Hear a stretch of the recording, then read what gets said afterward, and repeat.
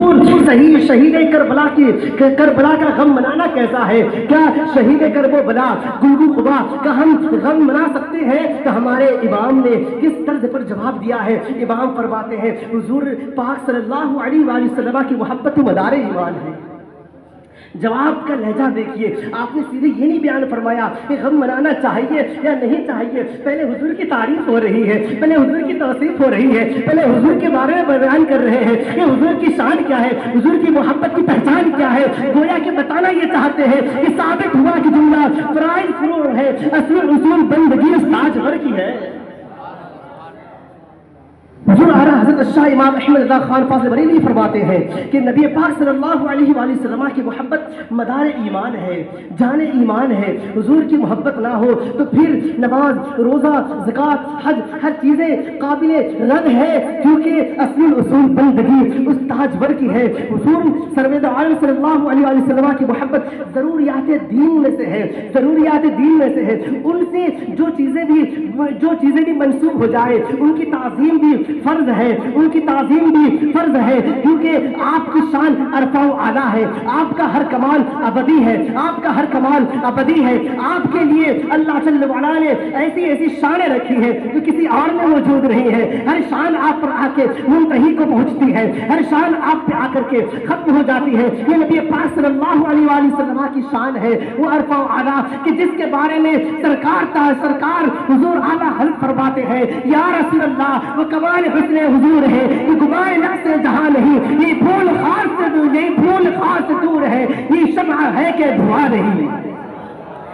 میری سارے تیرے کلام پر میری منہ تو کس کو زبان نہیں، وہ سخن ہے جس میں سخن نہ ہو، وہ بیان ہے جس کا بیان نہیں، وہ سخن ہے جس میں سخن نہ ہو، وہ بیان ہے جس کا بیان نہیں۔ یہ اعلیٰ حضرت رضی اللہ تعالیٰ عنہ جواب دینے میں پہلے حضور کی تعریف و توصیف بیان کرنے کے بعد فرماتے ہیں لیکن وہ تو جگر پارے ہیں، عرش کے آنکھوں کے تارے ہیں، وہ تو جگر پارے ہیں، عرش کی آنکھوں کے تارے ہیں، تو پھر ان کی محبت میں آنکھیں نم کیوں نہ ہو، ان کی محبت میں یہ آنکھیں رونے کیوں نہ لگ جائے کہ دل میں جگر میں آنکھ میں بس تو ہی تو رہے، دل میں جگر میں آنکھ میں بس تو ہی تو رہے، اس کے سوا نہ دل میں کوئی آرزو رہے۔ اس اہتمام شوق سے سجدہ کروں اگر تیرا خیال آئے اور دل بارزو رہے، اس اہتمام شوق سے سجدہ کروں ادا تیرا خیال آئے اور دل بامزو رہے۔ حضرات حسنین کریمین کے بارے میں فرماتے ہیں وہ تو رسول کے جگر پارے ہیں، عرش کی آنکھوں کے تارے ہیں، اور ایک حدیث میں نقل فرماتے ہیں، کہتے ہیں حضور صلی اللہ علیہ وسلم نے خود فرمایا لا یؤمن احدکم حتی اکون احب الیہ من والدہ وولدہ والناس اجمعین، کہ اس وقت تک کوئی کامل مومن نہیں ہو سکتا ہے جب تک اپنے والدین سے زیادہ، اپنی اولاد سے زیادہ، اپنے مال سے زیادہ، ہر چیز سے زیادہ، تمام انسان سے زیادہ مجھ سے محبت نہ کر لے۔ ثابت ہوا کہ جملہ فرائض فروع ہے، اصل اصول بندگی استاد اور کی ہے۔ حضور اعلیٰ حضرت شاہ امام احمد رضا خان فاضل بریلوی نے اس طرح سے جواب دینے میں آپ نے لہجے کو اختیار فرمایا کہ حضور کی تعظیم فرض ہے، کوئی حضور کا عکس بنائے گا ہرگز نہیں، کوئی حضور کی مثال لائے گا ہرگز نہیں، لیکن حضرت حسنین کریمین کی ذات کیا ہے، ان کا مقام کیا ہے؟ عکس جمیل حضرت حسنین کریمین ہے، عکس جمیل حضرت حسنین کریمین ہے، یہ وہ عکس جمیل ہے، یہ وہ عکس جمیل ہے جن کی کوئی مثال نہیں ہے، جس کا پھر کوئی عکس نہیں ہے، یہ وہ عکس جمیل ہے کہ جس کے لیے دونوں جہان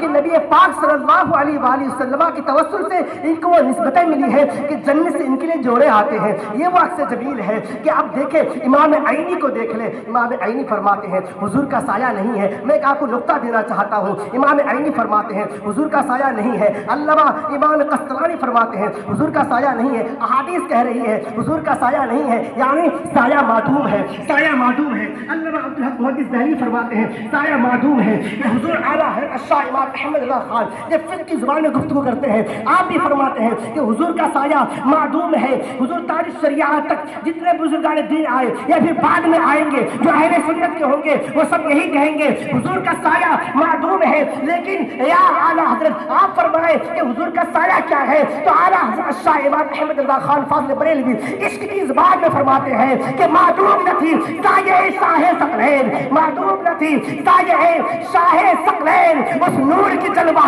گاتی ذات حسنین، اس نور کی جلوہ گاتی ذات حسنین، تمثیل نے اس نور کے دو ٹکڑے کیے، آدھے سے بنے حسین حسن، آدھے سے حسین۔ مستعار لے کے بھی کہہ سکتا ہوں اعلیٰ حضرت کی زبان میں کہ مصطفیٰ کے تنے بے سایہ کا سایہ دیکھا، مصطفیٰ کے تنے بے سایہ کا سایہ دیکھا، جس نے دیکھا میری جاں جلوہ اے زیبا تیرا، جس نے دیکھا میری جاں جلوہ اے زیبا تیرا۔ یہ امام عالی مقام کا مقام ہے جس کے بارے میں اس طرح سے علماء کی رائے ہے، لیکن اس امام کی جب شہادت ہوتی ہے، اس شہادت کیوں ہوتی ہے؟ کیونکہ دین کو بچانا مقصود ہے، دین کی حفاظت مقصود ہے، لیکن ہم ان کے لیے کیا کرتے ہیں؟ تعزیہ داری اٹھاتے ہیں، ڈھول بجاتے ہیں، تاشے لگاتے ہیں۔ ذرا سوچو تو صحیح کہ جس امام کے سینے میں تیر برسائے گئے، جس امام کے سینے میں تلوار گھونپی گئی، جس امام کے سینے میں شمشیر و سزا کو رکھ کر کے ان کی زندگی کو پامال کرنے کی ناپاک کوششیں کی گئی، ہم اس امام کے تیر کے بدلے میں کبھی ڈھول بجاتے ہیں، اس امام کے تیر کے بدلے میں میلہ لگاتے ہیں، اس امام کے زخموں کو ہم زخم پہنچانے کے لیے کبھی عورتوں کا جمگٹا لگاتے ہیں۔ یعنی امام کو اذیت پہنچے تو پہنچنے دو، لیکن تمہاری عیاشی نہ جائے۔ امام کی اذیت تمہیں دکھتی نہیں ہے۔ امام جلال الدین سیوطی علیہ الرحمہ اپنی کتاب شرح الصدور شرح احوال الموتى والقبور کے اندر ارشاد فرماتے ہیں کہ جن چیزوں سے ایک انسان جو زندہ ہو اس کو اذیت پہنچتی ہے، انہی چیزوں سے وہ انسان جو اس دنیا سے وفات کر چکا ہو اس کو بھی اذیت پہنچتی ہے۔ میں پوچھنا چاہتا ہوں کیا امام حسین کے بارے میں تمہارا کیا عقیدہ ہے؟ وہ مر چکے ہیں، ارے ایک عام انسان کے بارے میں ہے، اگر وہ مر جائے تو بھی اس کو اذیت پہنچتی ہے۔ اگر تمہارا یہ عقیدہ ہے کہ وہ مر چکے ہیں تو پھر تم اپنے ایمان کے جنازہ پڑھو۔ قرآن کہتا ہے کہ لا تقولوا انہیں مردہ مت کہو بل احیاء، بلکہ یہ زندہ ہے۔ جب ان کے بارے میں قرآن کی یہ رائے ہے کہ یہ زندہ ہے تو پھر ماتم تم کس لیے کرتے ہو؟ کسی نے کہا، کیا خوب کہا کہ سرکوبی بدن سوزی کبھی ہم نہیں کرتے، سرکوبی بدن سوزی کبھی ہم نہیں کرتے، شیعہ کی طرح اہل سنن، شیعہ کی طرح اہل سنن غم نہیں کرتے۔ قرآن مقدس سے حیات ان کی ہے ظاہر، قرآن مقدس سے حیات ان کی ہے ظاہر، ہم زندہ و جاوید کا ماتم نہیں کرتے، ہم زندہ و جاوید کا ماتم نہیں کرتے۔ لیکن طلبائے دینیا، محترم محتشم، عزیزان مکرم، قابل افسوس یہ کہ آپ نے جو تعزیہ بنایا، تعزیے کی اصل صورت تو یہ ہونی چاہیے تھی کہ وہ روزہ اقدس، روزہ امام عالی مقام کا صحیح نقشہ بنا کر کے اپنے گھروں میں رکھ کر کے اس کی زیارت کرتے، اس سے فیوز و برکات حاصل کرتے۔ جس طرح سے نعلین شریف کے نقشے کو ہم اپنے پاس رکھ کر کے اس سے فیوز و برکات حاصل کرتے ہیں۔ نعلین شریف کے نقشے کی فضیلت پر مصنفین نے سینکڑوں کتابیں لکھ دی ہیں۔ اسی طرح آپ اس سے بھی فضیلت ہے اور اس سے بھی برکات حاصل کر سکتے تھے، لیکن اب دور وہ آیا کہ تعزیہ کا نقشہ جو صحیح تھا اس کو چھوڑ کر کے اس کے اندر کبھی گھوڑے باندھے جا رہے ہیں، تو تعزیہ کے اندر فرضی قبریں بنائی جا رہی ہیں۔ تو تعزیہ اگر آپ دیکھیں تو ایسا لگتا ہے قطب مینار بنا دیا گیا ہو۔ تعزیہ کو آپ دیکھیں تو کبھی اس کے اندر براق رکھا گیا ہے، کبھی اس کے اندر نچنے کو نچایا جا رہا ہے، عجیب عجیب طرح ہے۔ کچھ دنوں سے تو سوشل میڈیا کے ذریعے آپ بھی دیکھے ہوں گے کہ تعزیہ میں مورتیوں کا رواج آ چکا ہے، باضابطہ مورتیاں رکھی جا رہی ہیں، شکل بھی وہی ہے، سب کچھ وہی ہے، کچھ فرق نہیں ہے، اور یہی آغاز بت پرستی ہے۔ دیکھیے ود، یعوق، یغوث، سوا، یہ وہ حضرات ہیں جو بڑے نیک تھے، قوم نوح کے حضرات جو بڑے نیک تھے، بڑے نیک، لیکن جب یہ انتقال کر جاتے ہیں تو ان کی تصویریں بنا لی جاتی ہیں، اپنے پاس یادداشت کے لیے محفوظ کر لیتے ہیں، اور محفوظ کرنے کے بعد اس سے یہ فیوز و برکات حاصل کرتے ہیں۔ اپنے عقائد کے تحت یہ تصویریں بنا کر کسی فیض و برکات حاصل کرتے ہیں، لیکن ایک زمانہ ایسا آتا ہے وہ لوگ گزر جاتے ہیں، ان کی اولادیں آتی ہیں اور وہ سمجھتے ہیں کہ یہی میرا خدا ہے، یہی میرا معبود ہے، مجھے اسی کی عبادت کرنی ہے، اور میں اسی لیے پیدا کیا ہوں کہ اس کے سامنے جھکوں۔ اس کو بخاری شریف کے اندر حضرت عبداللہ ابن عباس سے روایت کی گئی ہے کہ حضرت عبداللہ ابن عباس فرماتے ہیں کانوا اسماء رجال صالحین من قوم نوح، کہ یہ سب کے سب نیک صالح تھے اور یہ تمام کے تمام قوم نوح سے تھے۔ آگے فرماتے ہیں کہ کانوا اسماء رجال صالحین من قوم نوح۔ اللہ اکبر، یا رسول اللہ، زندہ باد، زندہ باد، زندہ باد، اللہ اکبر، یا رسول اللہ صلی اللہ علیہ وآلہ وسلم۔ بحمدہ تعالی و تقدس ہمارے سامنے ایک بہت ہی ہمدرد مربی و مخلص اور ہر راہ پر ہماری رہنمائی کرنے والی ذات حضرت مولانا استاذ الشعراء محمد افضل مرکزی دامت العالی ہمارے درمیان تشریف فرما ہے۔ اللہ جل وعلا ان کی عمر کو مزید دراز عطا فرمائے۔ بڑے مخلص ہیں الحمدللہ۔ میں بیان کر رہا تھا کہ بت پرستی کا آغاز کیسے ہوا ہے۔ حضرت عبداللہ ابن عباس رضی اللہ تعالیٰ عنہ سے روایت ہے، وہ کہتے ہیں کانوا اسماء رجال صالحین من قوم نوح فلما ہلکوا اوحى الشیطان الى قومهم، کہ یہ قوم نوح کے یغوث یعوق ود سب کے سب نیک صالح تھے، جب یہ چلے گئے انتقال کر گئے تو شیطان نے اس قوم کے اندر یہ بات ڈال دی۔ کون سی بات؟ ان انصبوا الى مجالسهم كانوا يجلسون انصابا، کہ جس جگہ وہ حضرات بیٹھتے تھے اس جگہ ان کی مورتی بنا دو، اس جگہ اس کا بت بنا دو۔ یہ ان نے ایسا ہی کیا اور وَسَمَّاهَا بِأَسْمَائِهِمْ، ان بتوں کا نام انہی بزرگوں کے نام پہ رکھ دیا۔ نعوذ باللہ، ان بتوں کا نام انہی بزرگوں کے نام پہ رکھ دیا۔ اور پھر کیا ہوتا ہے؟ اس وقت تک تو یہ ہوا فَفَعَلُوا لَمْ تُعْبَدْ، کہ جو جانتے تھے یہ یعوق ہے، یغوث ہے، ود ہے، سوا ہے، اس کی عبادت نہیں کرنی ہے، انہوں نے اس کی عبادت نہیں کی حتیٰ اذا ہلک اولئک، لیکن جب یہ لوگ گزر جاتے ہیں تو کہتے متنسخ العلم بِنَبِيٍ، کہ لوگوں سے علم اٹھ گیا، وہ یہ بھول گئے کہ یہ ایک انسان تھے، بلکہ جب یہ بھول جاتے ہیں تو اس کے بعد اس کی عبادت بت پرستی شروع کر دیتے ہیں۔ کیا یہی طریقہ اور یہی نہج اور یہی اصول، یہی بدعات تازہ داری کے اندر نہیں ہے؟ ایک زمانہ وہ تھا کہ جب نشان اٹھایا جاتا تھا، علم اٹھائے جاتے تھے، اس کے نیچے بچوں کو لہرایا جاتا تھا، اس کے نیچے اس لیے بچوں کو لاتے تھے کہ تاکہ اس سے تمام بیماریاں دور ہو جائیں۔ صرف یہیں تک محدود تھی باتیں، لیکن اب یہ وہ زمانہ ہے کہ آج کسی کی نظر سے مخفی نہیں ہے کہ تازیہ کے اندر مورتیاں رکھی جا رہی ہیں، بت بنائے جا رہے ہیں، گھوڑے بنائے جا رہے ہیں۔ اگر یہی طریقے حال رہا تو وہ دن دور نہیں ہے کہ لوگ یہ اپنے اعمال کو اس طور پر بدل لیں کہ جس کی پیروی مشرکین کی ہو جائے۔ اسی کے بارے میں اعلیٰ حضرت امام احمد رضا خان فاضل بریلوی نے فتاوی رضویہ شریف میں بھی لکھا کہ کسی شخص نے اگر اپنے ایک پیڑ کو اپنے پیر کے لیے رکھ دیا کہ ہم اس پیڑ کو انہی کے نام پہ چھوڑتے ہیں، اس سے کچھ نہ کھائیں گے، اعلیٰ حضرت فرماتے یہ بھی مشرکین کی پیروی ہے۔ اور یہاں تو بالکل جو حضرت عبداللہ بن عباس نے روایت کی وہ بہت تازیہ داری کے اندر ہے۔ تو کیا یہ جائز ہے؟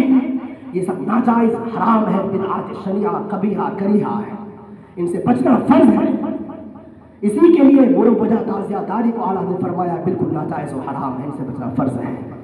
تو کیا شرح الصدور میں شرح احوال الموتى والقبور کے حوالے سے حدیث پیش کی گئی کہ جن چیزوں سے ایک زندہ کو تکلیف پہنچتی ہے, انہی چیزوں سے ایک وفات کردہ شخص کو بھی تکلیف پہنچتی ہے. تو کیا جب تم ڈھول بجاتے ہو اس امام حسین کے نام میں جس نے ڈھول کی مذمت کے لیے کربلا کی جنگ لڑی ہے, جب تم نچنیاں نچاتے ہو اس امام حسین کی محبت میں جس نے نچنیوں کا خاتمہ کرنے کے لیے کربلا کی جنگ منعقد کی ہے, کہ تم اس امام حسین کی محبت میں ڈھول تاشے بجا کر کے انہیں آگے پھیلاتے ہو, تو کیا حضرت امام حسین کی روح نہیں کانپتی ہوگی, حضرت امام حسین کے حسین کو اذیت نہیں پہنچتی ہوگی, حضرت امام حسین کے دل میں تمہاری وجہ سے تکلیف نہیں پہنچتی ہوگی؟ ضرور پہنچتی ہے. تو میرے پیارے اپنے امام کو مت رلاؤ, امام کے دل کو مت دکھاؤ, بلکہ جس طرح سے تم اپنے باپ داداؤں کے لیے ان کے تحلل میں, ان کے چلیسا میں, ان کے سالانہ میں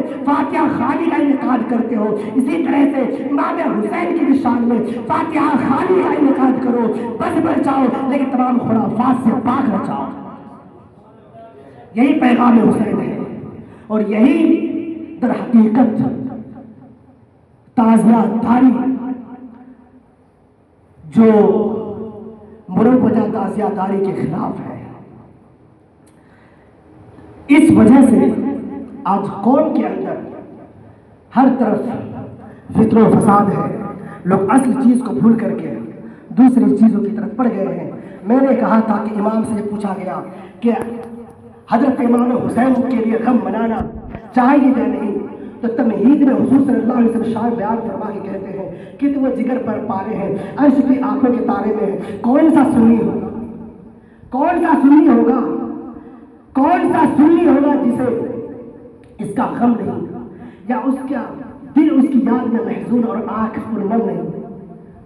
ہاں, مصائب پہ ہمیں صبر کا حکم فرمایا گیا, جزا فضا کو شریعت منع کرتی ہے.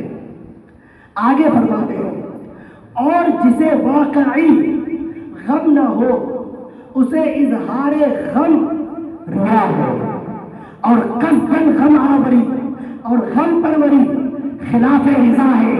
اب میں تمام شیعوں سے پوچھتا ہوں کہ اگر تم یہ اس طرح سے تازیہ داری کرتے ہو اور ماتم کرتے ہو, غم مناتے ہو کہ جس میں تمہاری ریا بھی شامل ہے, خلاف رضا بھی شامل ہے, تو کیا بتاؤ اس سے امام حسین خوش ہوتے ہوں گے؟ ہرگز نہیں. ارے تم اپنے پشت کو کیوں چھلنی کرتے ہو؟ ایسا کیوں نہیں کرتے؟ ایک تلوار گاڑ دو, نصب کر دو, اس میں بیٹھ جاؤ, تمام زندگی کا موت ایک ہی بار میں ہو جائے.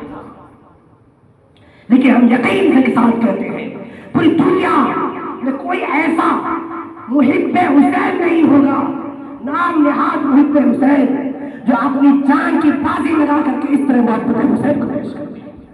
اس لیے آج ضرورت ہے کہ ان چیزوں کو دور کر کے خالص محبت حسین کو ہم لائیں. آگے امام فرماتے ہیں اور جسے اس کا غم نہ ہو اسے بے غم نہ رہنا چاہیے, بلکہ اس غم کے نہ ہونے کا غم چاہیے. اس لیے کہ حسین کی محبت ایمان ہے, اور جب محبت نہ ہو تو ناقص محبت کی وجہ سے اس کا ایمان بھی ناقص ہے. کیونکہ لا یؤمن احدکم حتی اکون احب الیہ من والدی ولدی والناس اجمعین, کہ سب سے زیادہ کسی کی محبت اور سب سے زیادہ کوئی محبت کا لائق ہے تو حضور پاک صلی اللہ علیہ وسلم ہے. اور قرآن مقدس نے کہا ہے کہ مودۃ فی القربہ, کہ حضور کے جو قرابت دار ہیں ان سے بھی محبت لازم ہے. اللہ جل وعلا ہمیں سننے سنانے سے زیادہ عمل کی توفیق و رفیق عطا فرمائے, اور یہ عظمت شہداء پر بس منعقد ہوئی ان کے فیوز و برکات سے ہم تمام کو مالا مال عطا فرمائے, اور اس کے اندر جو بھی بولنے میں غلطیاں خامیاں ہوئی اور اللہ جل وعلا اس کو معاف فرمائے. حسین پہ کرو صبر و شکیب زندہ ہے, حسین پہ کرے صبر و شکیب زندہ ہے, یزید مہر بلا یزید مردہ ہے. حضرات محترم, اب ہم آپ کے سامنے اپنے محب گرامی مخلص و محترم مربی من حضرت مولانا محمد افضل مرکزی دامت ظل العالی استاد الشعراء کو آپ کی بارگاہوں میں پیش کرنے جا رہا ہوں کہ وہ اپنے ناصحانہ گفتگو سے اور ان